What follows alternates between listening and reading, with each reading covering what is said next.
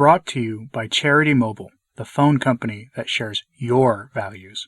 More information is available at CharityMobile.com. The heresy of the seamless garment has reemerged in the American Catholic and secular political landscape and discourse in recent months. Truthfully, it never really went away, but it's reemerged lately in light of the coming decision, allegedly anyway, about what the highest court in the country is going to do on the, shall we say, Moloch ritual, which is how I usually refer to it here due to the sensitivities of our totally fair and honest hosts. And mostly, especially in light of Archbishop Cordileone's actions to bar the woman that I call Lady Moloch from receiving our most blessed Lord in the Eucharist, at least until she publicly repents of her evil deeds and works supporting the Moloch ritual, keeping it widespread and free to anyone who wants it. And she has, of course, in the process of doing this, rejected the Church's formal teaching on the subject. And this is all because and made possible by something called the seamless garment argument. And so I'm going to go over what that is, where it comes from, what it is, and why it's clearly and obviously a heresy, even if the hierarchy of the Church haven't had the guts to define it as such yet. So let's dive in. Now let's begin where it comes from. The seamless garment argument makes reference to the gospel in two places. First is the seamless garment of our blessed Lord that he wore at his passion, referenced in all the Gospels, I believe, where the Romans cast lot for his garment when he went to the cross, which, in light of what I'm going to tell you here, is actually, honestly, very symbolic of the secular authorities and what they've done, because it looks like they've bought the Church with their various schemes to control the Church through various financial mechanisms. And you're going to see how this actually, what I just said, actually plays in directly to this seamless garment argument. But the other place in the gospel we see the unseen part of the seamless garment is in the Sermon on the Mount, where Christ gave us the long list of the works we are to do if we claim to love him and our neighbor.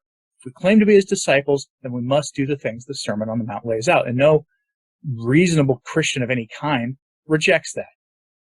But we will see how the Sermon on the Mount essentially was also co-opted, as well as the symbolism of the seamless garment, to try to erase the Moloch issue as something Catholics should be concerned with.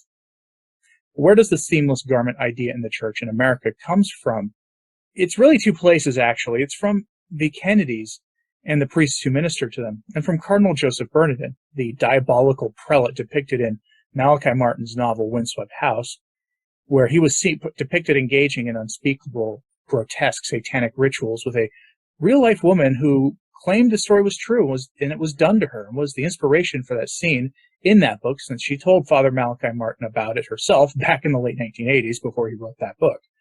Now, according to Dr. Jones, the priests closest to the Kennedys were seeking a way to keep Ted and Robert and the rest of them in good standing with the Church, despite the Moloch issue going back all the way to the late 1960s, and especially in light of the Moloch ritual taking on a sort of new movement in America, and then, of course, with the sudden widespread use of chemical barriers to expand your family, we'll say, coming into vogue into the 1960s, and especially in the 1970s, when the court made its diabolical ruling. That issue took America by storm, and those priests were seeking a way to keep the Kennedys in good standing with the Church. Not for good reasons, but for secular political reasons. Their willing ally in all this was then Archbishop Joseph Bernardin, who had founded the U.S. Conference of Catholic Bishops and then become the Cardinal Archbishop of Chicago. Chicago seems to be one of these places that keeps coming up in America where bad ideas come from. He was one of the most influential prelates in the Church, influential enough to change the landscape of the Church in America for a generation or two at least. He was an extreme modernist, to put it lightly. America Magazine has called for the seamless garment to take on new life in the Church, and so a few years ago, they give us this article explaining the seamless garment. There's one quote here that's really relevant. It explains where most of it came from, and the quote is really an explanation from a bishop who used to be Cardinal Bernardin's auxiliary bishop up in Chicago. So from that article, quote, Bishop Gerald Kikanis, who recently retired as the head of the Diocese of Tucson, was an auxiliary bishop in Chicago under Cardinal Bernardin. He said during a recent interview with America that the late cardinal, who passed away in 1996, was persistently criticized during his career for promoting the consistent ethic of life because of a misunderstanding about how the framework approached the Moloch ritual. Cardinal Bernardin was trying to emphasize in his efforts was seeing that all life issues are intertwined, and we have to see this as a seamless garment, Bishop Caccania said. The seamless garment is an image from the Gospels that the cardinal used to explain the concept, which was picked up by the popular press following his 1984 speech. That image led some to believe that the cardinal believed all moral issues carried equal weight, which he did not. End quote. Well, they say he did not see that, but that's how it's been in practice. The seamless garment works this way. The proponents like Bishop Caccanius today, or Cardinal Bernardin in the 70s and 80s, called for a consistent ethic when it approached that broader topic. A consistent ethic, which means what precisely? From the same article, quote, Bishop Caccania said that some Catholics were not receptive to Cardinal Bernardin's message and accused him of trying to undermine church teaching on the Moloch ritual. One of the most painful things for Cardinal Bernardin when he was talking about the seamless garment of the whole idea of seeking common ground was that there was such a reaction by some to that, as if he had betrayed the teachings of the church, he said.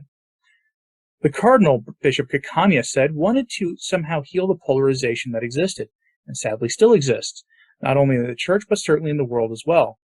Mr. Millies agreed, saying that the challenge for Bernardin was trying to find a way to make sure the church is engaging the full range of issues and not getting stuck on one, no matter how important that issue is. End quote. In practice, what this has meant is that prelates like Bernardin had always opposed barring Moloch-supporting public Catholics from receiving the Eucharist, and priests became afraid to proclaim the Church's teaching on this important issue from the ambo at your masses. When was the last time you heard at the Novus Ordo a mass on this topic? Unless you have an extraordinary priest, it's been forever since you've heard one, I guarantee it. Bernardin may have said he didn't want other issues to get overshadowed by the Moloch issue. The practical consequence has been that other issues get conflated with it, put on the same moral level as it, including the ultimate punishment the state can impose on an offender, and the modernists rejecting the church's teaching on that in favor of the new teaching that has no bearing or rooting in the history of the church at all. Other issues get conflated with the Moloch issue, put on the same level as it is a moral issue that the church must devote equal time to. Issues like the lack of jobs, feeding the hungry, and other issues that the church should certainly spend time on, but are not anywhere near the same level as institutionalized evils like the Moloch ritual. EWTN, in an old article in their archives, provides a good bit of information about what this looked like in practice in the 1980s, when this evil idea really took off after Bernardin gave a talk in St. Louis in 1984. In the 1988 contest for the highest office of America, various allegedly Catholic outlets went after the conservative in the contest for not living up to Bernardin's standards for what it means to defend the sanctity that we're talking about here.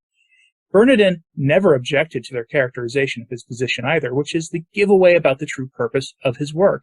This became the dominant way the dominant faction of modernists in America would aid the servants of Moloch in the government and prevent that issue from ever being resolved until maybe now.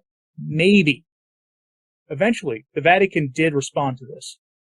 According to the EWTN article, John Paul II said it was correct to be concerned with all the issues the modernists were bringing up as being equal to the Moloch ritual, though he said they're not on the same level at all. And he pointed out the obvious, that those doing this do not appear to be concerned even remotely with the Moloch ritual, which is true and frankly was kind of the point of their activism on this topic anyway.